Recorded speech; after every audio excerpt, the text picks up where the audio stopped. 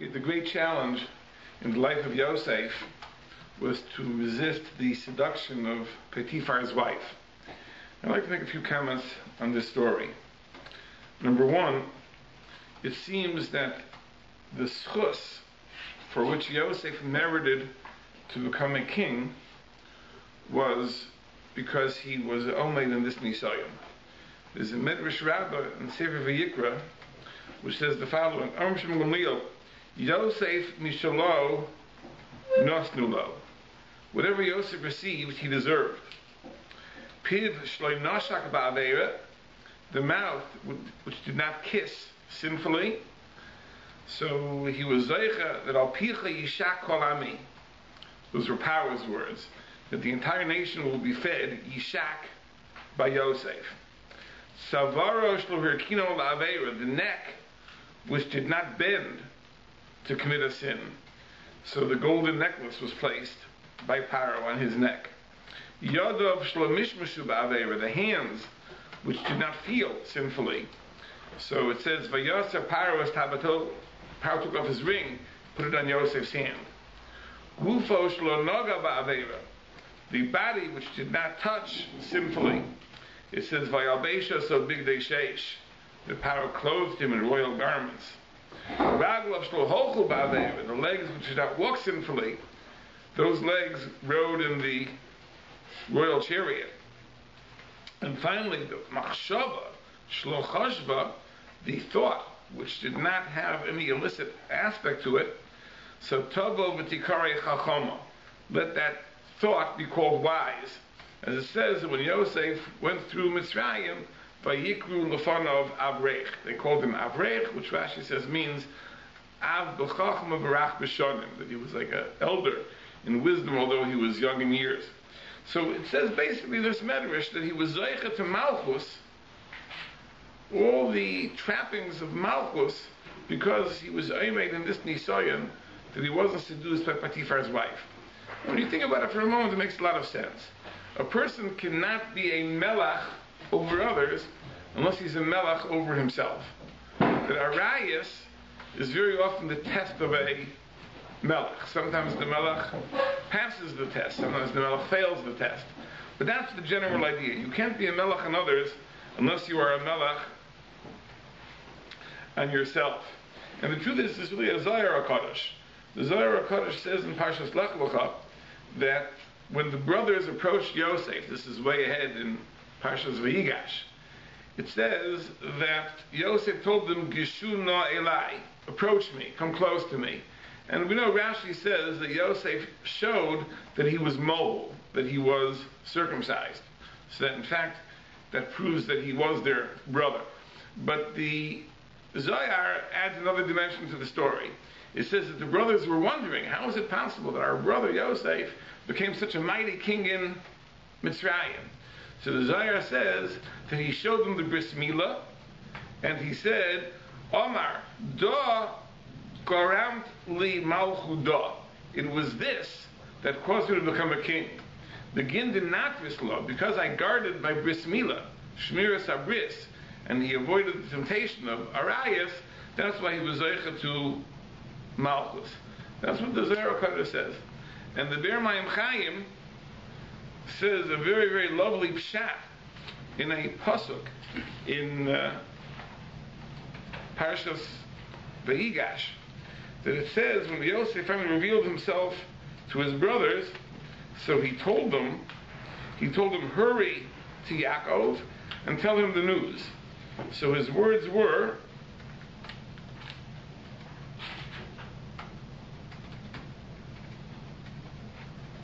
Maru v'alu alavi, hurry and go to my father. V'amartem and tell him, Kol Marbincha Yosef, so said your son Yosef, Somani Elokim lo'odon l'chol Mitzrayim, that Hashem made me the master over Egypt. Rudai lai al tamod, says, come down to me and don't delay. Now the question is that, to send the message that he's alive, that certainly would give happiness to Yaakov Avinu. But is that Yiddish Nachas? Yaakov should know that his son made good. His son became the Odain, became the master over Mitzrayim. Because why would Yaakov be happy to hear that? So the Be'er Mayim Chaim says a very, very beautiful pshat. He says like this. He says, good things can happen to a person in one of two ways. It could be that really he doesn't deserve it, and Kadosh Baruch Hu had mercy on him. Kadosh Baruch Hu extended kindness to him. That's one possibility. Another possibility is that the person earned it. If you say Elokim implies Midas Hadin, that means Yosef earned it. So if Yosef is telling his father, I earned the right to be the king of Mitzrayim, Yaakov Avinu immediately understood that idea which the Zohar says, that it must be that he was Omed ben Nisayon and he was able to guard the Bris Milah. Because otherwise he would not have earned the right to be the king of Mitzrayim. So when Yosef told his brothers, quickly tell our father that Elokim made me the Odom L'chol Mitzrayim, that would be something that would be wonderfully satisfying to Yaakov Avinu. Yaakov Avinu would understand immediately that if Yosef is saying that he earned it al pi midas hadin Elokim, that means he was omed in the nisayon of Arayas. So this is the first point I'd like to make about the story. That Yosef, everything that he merited to achieve in Mitzrayim was in the schus of being omed in this nisayon. But this nisayon has another aspect to it. It also laid the groundwork for the Golos Mitzrayim. There's another Medrash Rabbah which says the following. It says, Rav Huna b'shem Rav Chia bar Abba Amar, Sarah imenu yorda leMitzrayim. Sarah went down to Mitzrayim. This is way back in Parshas Lech Lecha. The Gadra Atzma Min Ha'erva, and she fenced herself in not to commit Gilui Arayos. We know that she was taken to Paro's palace, but she resisted Paro's advances.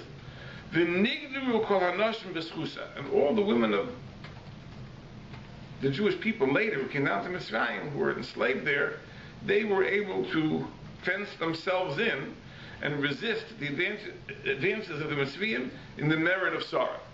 Yosef yard the Mitzrayim. Yosef went down to Mitzrayim. The Gadar Atzma Min Ha'erva.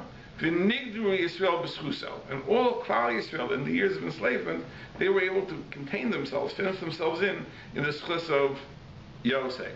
Now, Tzadok HaKayin explains in the Sefer Divrei Sefer, what does it mean in the schus of Sarah, the schus of Yosef? He explains that Klal Yisrael, the neshamas of all Klal Yisrael, spanning generations, are all bound together. Says anyone's victory over the Yetzer Hara makes it easier for everybody else. So what Sarah achieved in Mitzrayim made it easier for all the women that later were going to come to Mitzrayim. What Yosef achieved in Mitzrayim made it easier for all the men to resist temptation in Mitzrayim. He points out interestingly that you need both a man and a woman, because the Yetzer Hara of a man for Arayas is not the same as the Yetzer Hara of a woman for Arayas. So it had to be a woman's success made it easier for women, and a man's success made it easier for men. But the Medrash goes on to say that this, of course, was one of the four schuyas. They didn't change their names and their language, but one of the four schuyas was that they were fenced in when it came to matters of Arayas. So Yosef laid the groundwork for the survival of Klal Yisrael in Mitzrayim, and that provided in turn the schus for the Yitzias Mitzrayim. And in fact, there are midrashim in several places that comment on the pasuk Hayom Ro'a Vayonos, that the Yosef saw and fled. The Medrash says that in the merit of Yosef, who was Vayonos Vayetze Achutza, who fled, who ran away from Eishes Beitifar, the Yosef ran away, so to speak. It split to enable the Jews to cross. So the whole schus of the Yetzias Mitzrayim was in the schus of Yosef, and we understand it al pi this Medrash, because one of the great schuyas of Klal Yisrael is that they were cautious and they didn't succumb to temptation in the area of Arayas. That was through the efforts, through the agency of Yosef. So therefore the Yetzias Mitzrayim, including the Kriyas Yamsuf, was ultimately the merit of Yosef. So this is the second point. The point is that it isn't just that what Yosef merited for himself was in the schus that it was aimed in this Nisayon, but what Yosef was able to achieve in terms of laying the groundwork for Klal Yisrael, for survival in the Golos Mitzrayim, and ultimately the Yetzias Mitzrayim also, was in the schus of Yosef being aimed in this Nisayan. So I'd like to talk a little bit about this Nisayan, how difficult it was. Now, first of all, the tremendous pressure that Potiphar's wife put on him. There was a tremendous desperation on her part, tremendous yearning on her part. The Medrash Tanchum in our parsha told an amazing story that there were women in Mitzrayim that wanted to see Yosef's beauty, and they knew that he worked in the house of Potiphar. So they went to Potiphar's wife and they asked her, "We want to see Yosef." So she said, "No problem, I can arrange it." So she told them to come on a certain day, and she gave everyone a knife and an esrog, and told them that they should cut the esrog with a knife, and she'll bring in Yosef. So she brings in Yosef, and when they beheld his beauty, they kept on cutting the esrog till they cut into their hands. They were so distracted by his magnificent beauty that they couldn't resist. And Potiphar's wife told them, says, "You see, you saw him once, and already you've fallen in love with him." Says, "I see him every day." So just imagine how difficult it is for me. And Chazal say that she did every trick in the book to get him to look at her. That she didn't wear the same clothes twice. She had one outfit for the morning, one outfit for the afternoon, one outfit for the evening. The pressure that she was putting on him was unimaginable. And think about it for a second. He was a young boy, 17 years old. There's another medrash. It's a medrash rabbi in our parsha. It says that a certain matruna, a certain matron, asked Rabbi Yosef, "How is it possible if a 17-year-old boy, he's a warm-blooded boy, how is it possible he could resist the temptation?" I said, "The story can't be true. The Torah says he didn't do it. It must be that it's not true." So Rabbi Yosef says, "No, I'll prove to you it is true. Because you see that in many other instances, the Torah doesn't cover up for the great people of the nation." He says, when it came to Yehuda, the Torah doesn't cover up his chet. When it comes to Reuven, it doesn't cover up his chet.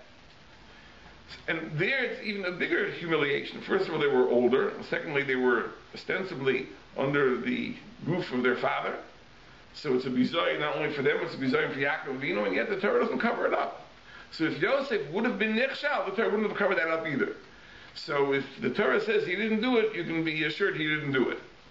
But if you think about it for a moment, Rabbi Yosef doesn't explain how it's possible. He also acknowledged that it's impossible. He just said, "Let's prove to you the story is true, that the story isn't a fabrication." So how he did it, who knows? It just is incredible. Whereas who would have known? He was so far from his family, so far from anybody, and he's a young boy, and the temptation is so great. The pressure is so great. It's an unbelievable nisayon. So there are many, many aspects to this story. But I'd like to reflect on one aspect of it, which is this. So how did he do it? How was he able to withstand this terrible, terrible temptation? And the Gemara in Saita says like this. The Gemara in Saita says that day, it says in the pasuk, he came to the house to do his work.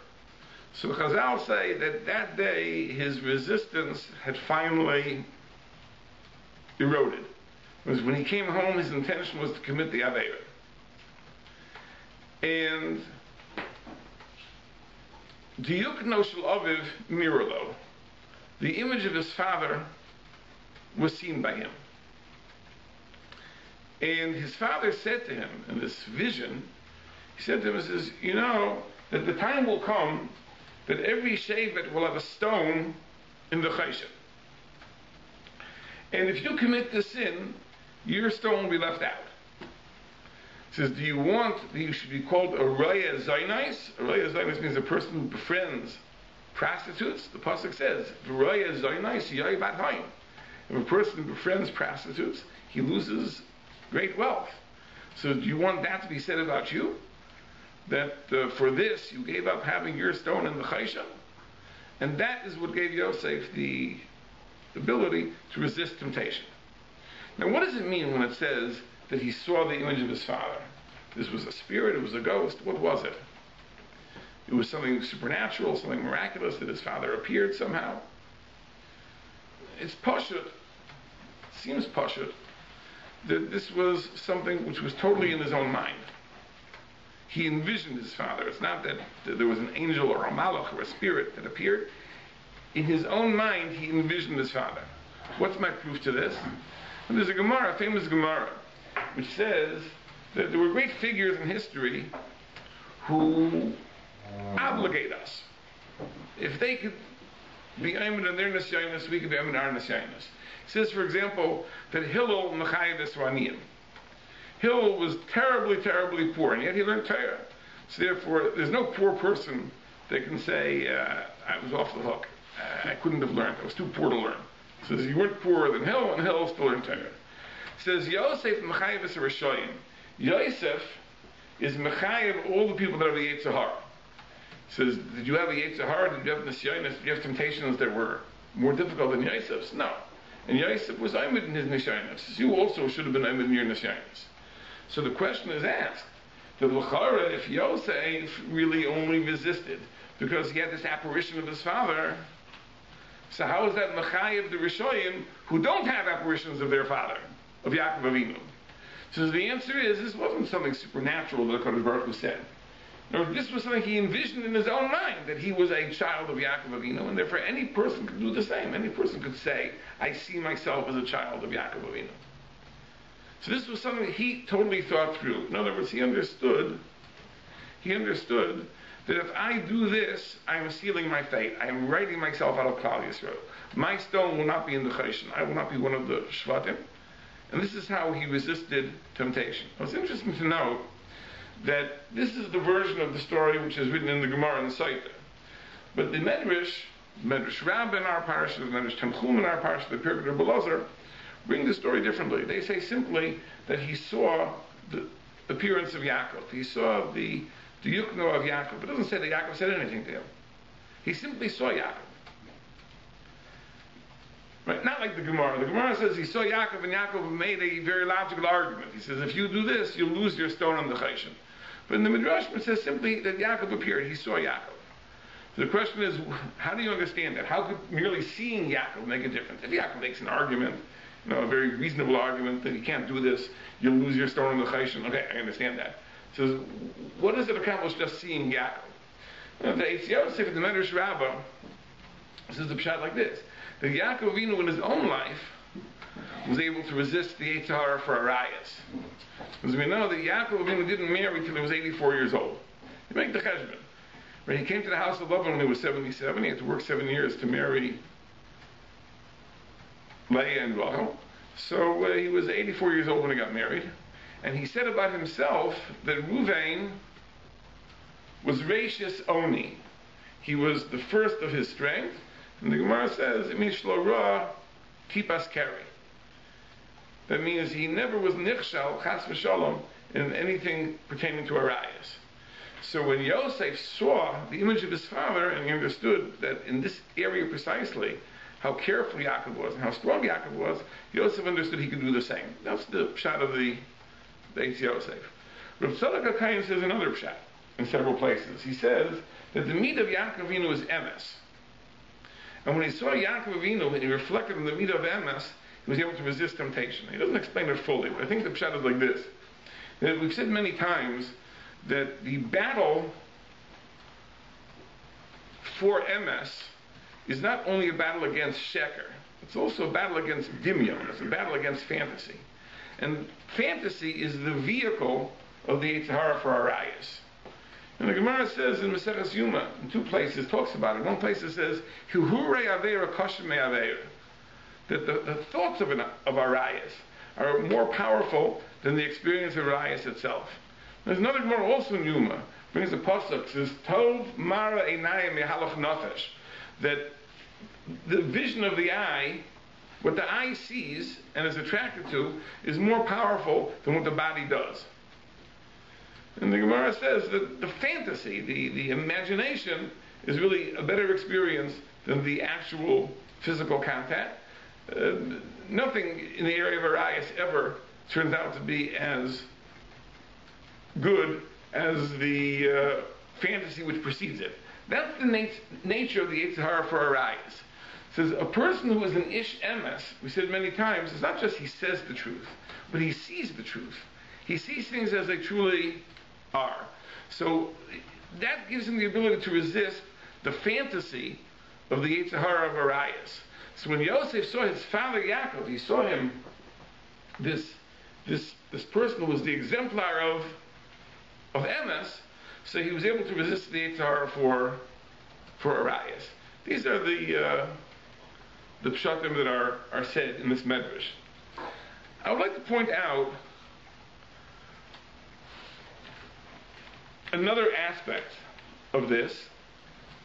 That there's, I think, another aspect to the particular nisayon of Yosef, and maybe it will explain exactly what the issue between the Gemara and the medrash is. Because one of the tachbulas of the Yetzer Hara, not specifically Yetzer Hara for Arias, but the Yetzer Hara in general, is to persuade a person that it makes no difference if you do this avera or not. In the vast scheme of things, what difference does it make? It's going to make a big difference. Your life will change. You're going to die. Big deal. You'll do it. No harm done.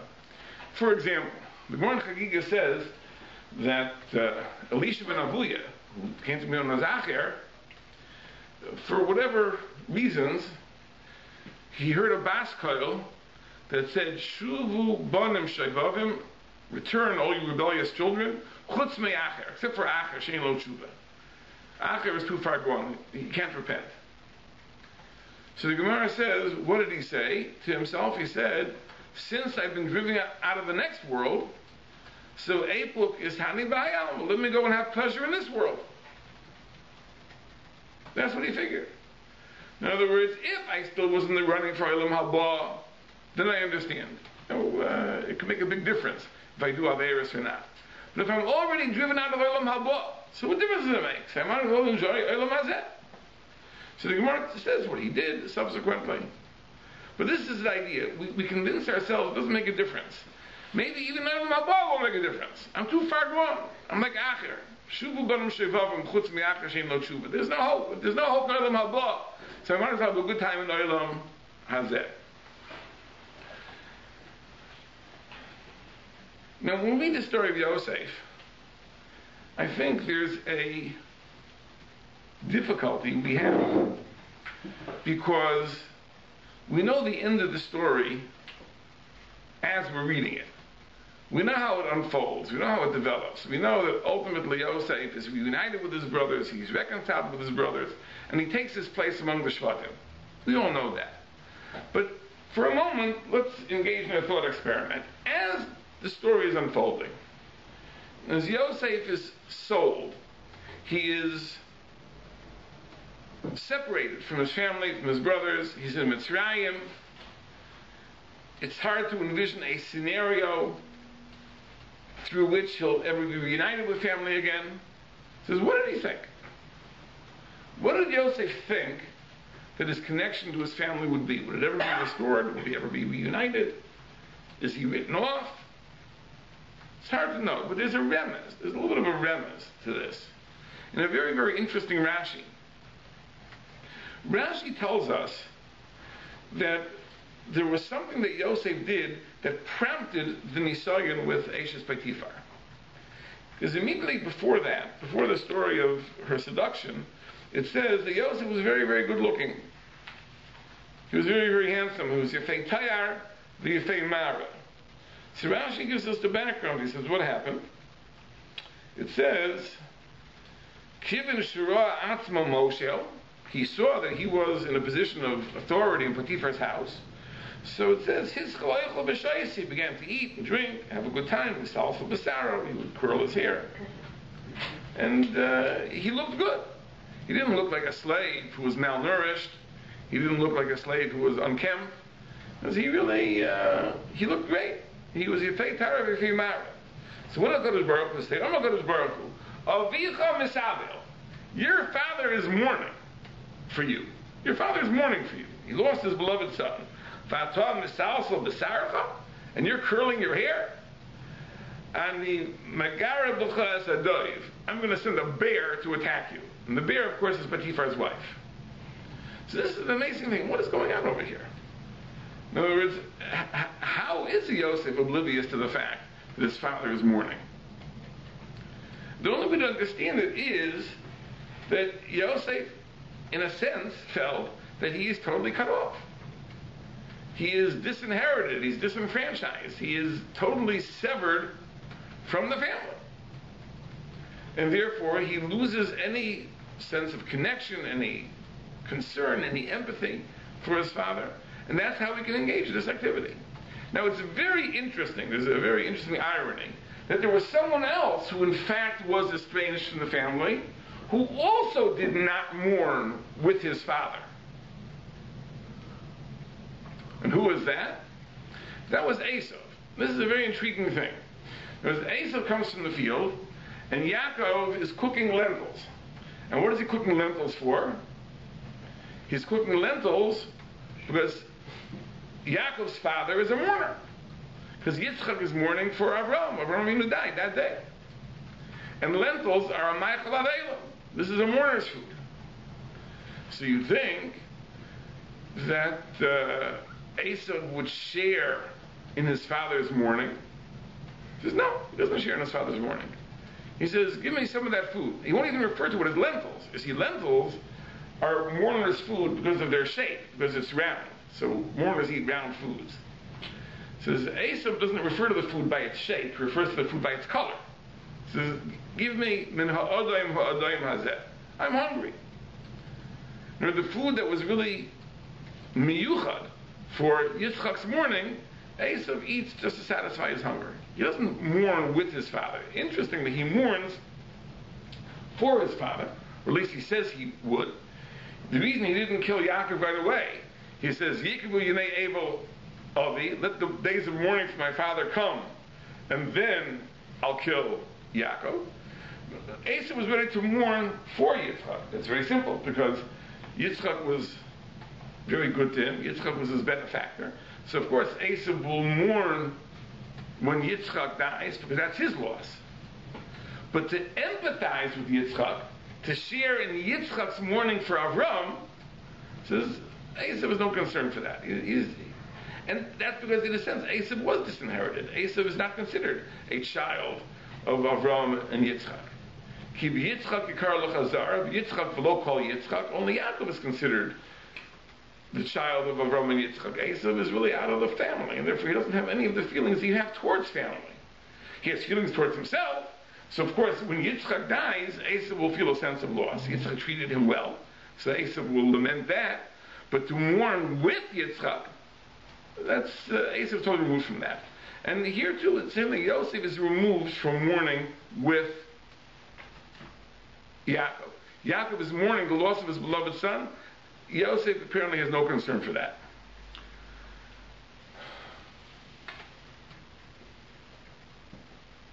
The question is, well, once you feel that, once you feel you are severed, you are disconnected, then the nisayon of arayos becomes that much more tempting. Because what difference does it make? I no longer have a share in Klal Yisrael. I no longer have a share in the family enterprise. I am cast off. I am discarded. I am cut off. So why not? That's the in a sense, the midah kineged midah of HaKadosh Baruch Hu sending the bear. In other words, if you don't mourn for your father, because you see yourself as severed, I will give you a nisayon which you cannot pass if you see yourself that way. And that's this nisayon of arayos. If you see yourself as severed, if you see yourself as disconnected, there is no way in the world you'll pass this test. And how does he pass the test? Because he reflects on the fact that he is not severed. He sees Diyukno Shalavid. He sees the vision of his father. He sees that he is not separate. He's able to think it through and come to the realization, again, this isn't a supernatural apparition. This is something which has happened in his own thought processes, but he's able to come to his senses and understand that it's not true, that he is not cut off. He is connected in some way, and that is the only way that he can be aimed in this nisayon. In other words, this is a new aspect of a nisayon. It isn't simply the Yetzer Hara for Gilui Arayos. That's not the issue at all. The issue over here is the despair that comes from a sense of estrangement, the despair that comes from a sense of being cut off from Klal Yisrael, being cut off from the family of Yaakov Avinu. At which point, anything goes. What's the use? What's the use of being good? What's the use of being virtuous? What difference does it make in the vast scheme of things? I am apart, I am cut off. It makes no difference. And that aspect of the Nisayin, it makes no difference whether it was Gilead Rayas or Machalas Asuras or wherever it was. It's a yidush, it's a despair that comes from the sense of nothing making a difference, because my fate is sealed. I am already cut off from the family, I'm cut off from Klal Yisrael. And HaKadosh Baruch Hu says that if you cut yourself off to the extent that you don't share in your father's mourning, if your father is mourning and you can eat and drink and curl your hair, says, I will show you, I will send you an Nisayin which you can't pass. And that's the bear. That's the bear, that's the Eshes Petifar. And Yosef comes to his senses and is able to resist. But let's understand something. And this is a fantastic thing. We know that among the children of Avraham Avinu, we know Yishmael is marginalized, and Yosef is marginalized, and we know that the Bnei Keturah are marginalized. But there's an amazing difference between them. The Gemara in Sanhedrin says like this. The Gemara in Sanhedrin says that only Jews are chayiv in bris milah. Only Jews. If you're not a Jew, you're not chayiv in bris milah. So the Gemara says, if you wait for Yishmael, why aren't the Bnei Yishmael chayiv in bris milah? True, they're not Jewish, but they're descendants of Avraham Avinu. Bris milah was given to Avraham Avinu. So the Gemara says no. Because it says in the Pasuk, Ki bi Yitzchak yikar lo chazara. That only Yitzchak is called Avram's child, not Yishmael. Therefore, the Bnei Yishmael, even though they are biological descendants of Avram, they are not considered his children, therefore they're not Mechayiv in bris milah. When it says, I behoika Esau, what about Esau? Keep Yitzchak Kar L'Chazara, but L'Chara that would mean all of Yitzchak's offspring, including Esau. So the Gemara says, no, it says Yitzchak below Kol Yitzchak. Right? Not even all of Yitzchak's children are considered seed of Avram. Only some of them. So Yaakov is considered the seed of Avram. Esau is not considered the seed of Avram. So therefore, Bris Milah doesn't apply to Yishmael, doesn't apply to Esau. They are disenfranchised. They are cut off. They are not part of the fold. They are not considered descendants of Avram at all. Says the Gemara, Elameyata, but if so, B'nei Keturah lo l'schayvu. So the B'nei Keturah shouldn't be chayiv in Bris Milah, and we know that they are chayiv in Bris Milah. So the Gemara says, Va'atas, b'isi tishmar l'rabbos B'nei Keturah. Especially because there's a kosov that B'nei Keturah are chayiv in Bris Milah. There's a machlekes rishonim, Rashi and the Rambam, but the sheet of the Rambam is that this is for eternity. Not only the 6 children of Keturah, but all the descendants l'doros are chayiv in Bris Milah, the descendants of Keturah. We don't know who they are, because they intermarried, the Rambam says, but in theory, the B'nai Keturah are chayiv for all eternity. So we see that among the children of Avram, there's a distinction. There are children that are not considered as children. They are totally separate. Yishmael, Esau, and there are others that although they are not Jewish, and they are not participants in the covenant that Hashem made with Avram, but they are considered the seed of Avram to the extent that they have bris milah. And we talked about this in past years, and I think even this year we touched on it a little bit, B'nai Keturah, and we explained that the B'nai Keturah, in a sense, perform a very valuable function. Of course, Klal Yisrael has the role that it plays, but the B'nai Keturah are, in a sense, the middlemen between Klal Yisrael and all the nations of the world. They are not Jewish, but in a sense, they do have a connection to Avraham Avinu. They remain connected in some way, therefore they have a bris milah, and therefore when it comes to the end of days, bringing the nations of the world to truth, we quoted the Rosh who says that will be through the agency of the B'nai Keturah. Let's put ourselves in Yosef's shoes.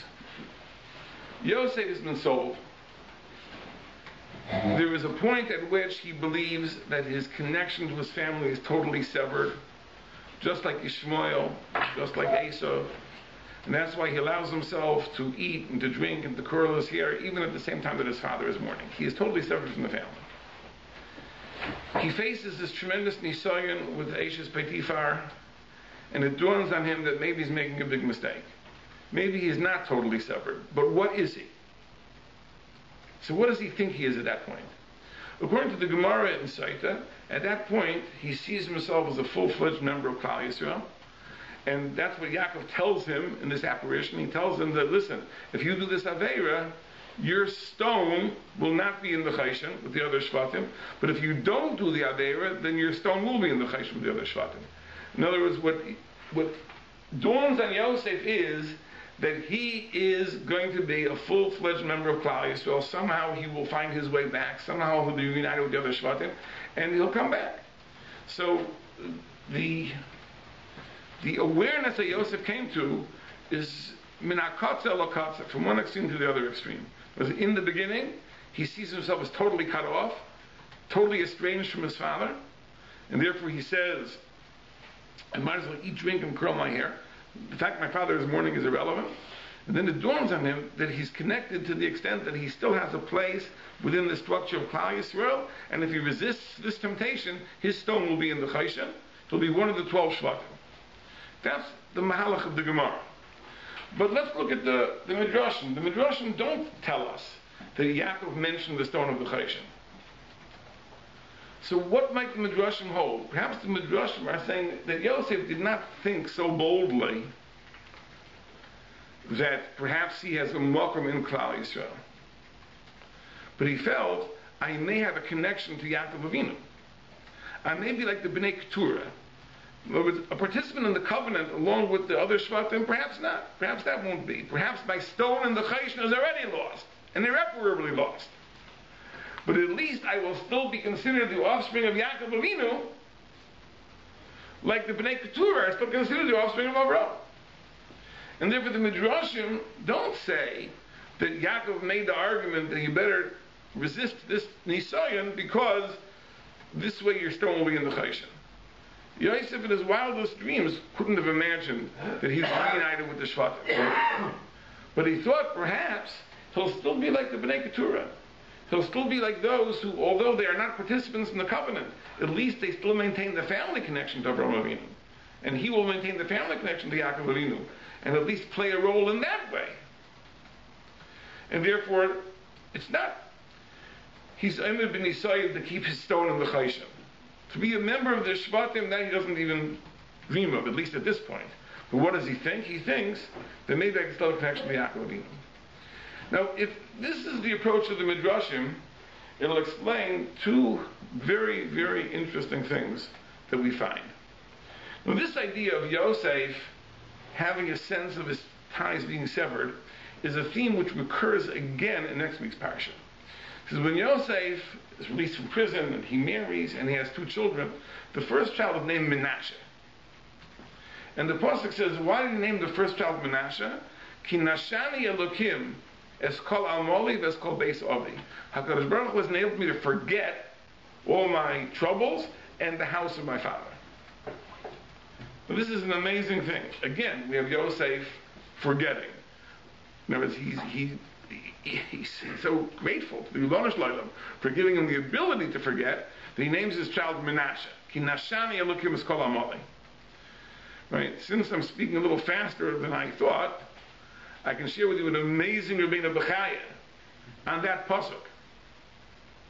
You know, if you ever go to a chasna and read the ksuba at a chasna, so the wife brings her dowry from her father's house, and the ksuba that's called Bei Nosha. Bei Nosha. Very cryptic expression. How does that mean the father's house? Bei Nosha. So Rabbeinu Bechaya says an amazing thing.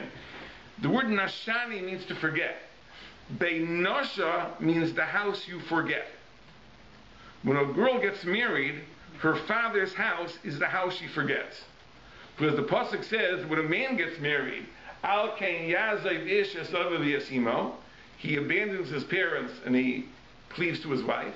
Likewise, says the Rabbeinu Bechaya, when a girl gets married, she forgets her parents' house and cleaves to her husband. So her father's house is called Bein Nosha, the house of forgetting, the house you forget when you get married. An amazing, amazing thing. But that's the word Nashani. Nashani means to forget. So what does that mean? Yosef again forgetting. I mean, it seemed that the story in our parsha is all about that. Initially he forgets. He's no longer misabel. He's no longer sympathetic to the fact his father is mourning. It dawns on him. He sees the most yukno shalaviv. What's going on? The answer is very, very simple. Here it doesn't say he forgot his father. Nashani Elokim is called Amali. That's called base Avi, the household of my father. In other words, Yosef doesn't see himself as disconnected from his father. He sees himself disconnected from his brothers. In other words, he is like the Bnei Keturah. He still has a connection to Yaakov, a connection to Avraham Avinu. It says he's not a participant in Klal Yisrael. He's not a member of the Shvatim. He won't have his stone in the Chayshim. And again, keep in mind, at that juncture, could Yosef possibly have ever dreamt of ever seeing his brothers again? Undoubtedly not. So he may feel a connection to his father. After all, it was the most yukto shalaviv which enabled him to be aimed in that terrible nisayon. But base Avi, but the household of my father, that he has no connection to. Also, another interesting thing. When the years of famine come, so the people come to Paro, and they say, what should we do? So Paro says, whatever Yosef tells you to do, do. Whatever he says. So Rashi brings Chazal, surprising thing, that what did Yosef tell them to do? Have bris milah. Have bris milah. Now it's a very odd thing. Yosef could have asked him to do anything. Yosef could have said, give up Avodah Zarah, which they're mechuyev to do. Ben Nayach also can't do Avodah Zarah. He could have told him, keep Sheva Mitzvahs Bnei Nayach. Right? Instead he tells them to do bris milah, which they're not mechuyev to do. It seems very, very strange. Like, of all the things in the world Yosef could have asked of them, why did he ask of them in exchange for food, you have to practice bris milah? Maral asked the question. It says tu pshatim. Now, it reminds me of a story I experienced once. That when I lived in California, so I once had to be toivel kelim in a mikveh. So it was after Shabbos one morning. I go to the mikveh in toivel kelim, and I see a fellow there who doesn't look like a regular mikveh goer. He wasn't even wearing a yarmulke. Even before he got undressed, that is. So he comes over to me and says, you're probably wondering why I'm going to the mikveh. I said, I was curious. So he tells me, he says, because I married a guy, I married a non-Jewish woman. So I say, it doesn't work like that. What's the idea? No, let me tell you the story. He says, this fellow he was an Israeli, and he came to America, he wanted a green card. So how do you get a green card? So you arrange a fictitious marriage, and then you're married to an American and you get a green card. So there were ads in the various newspapers. You could, want to get married, go to this place, a marriage, a quickie divorce. In the meantime, you're married long enough to get a green card. Okay. So he goes to the place, they bring out a woman, this is going to be your wife. And they ask him, do you want a civil ceremony or a religious ceremony? So without thinking, he says, a religious ceremony. He didn't realize what religion, this is America, this is Israel. So comes out a fellow who looks clerical, and he performs a marriage in the name of the Father, the Son, and the Holy Spirit. You are hereby married. And it dawns on him, he married a non-Jewish woman in a Christian ceremony, and he became very, very, very frightened. What's he going to do? So he went to a rabbi, and he tells the rabbi, he pours out his soul. Listen, what happened to me? I did all these things. So the rabbi tells him, don't worry, listen, it's a fictitious marriage. It's nothing. It's garnished. Don't worry about it. Don't be upset.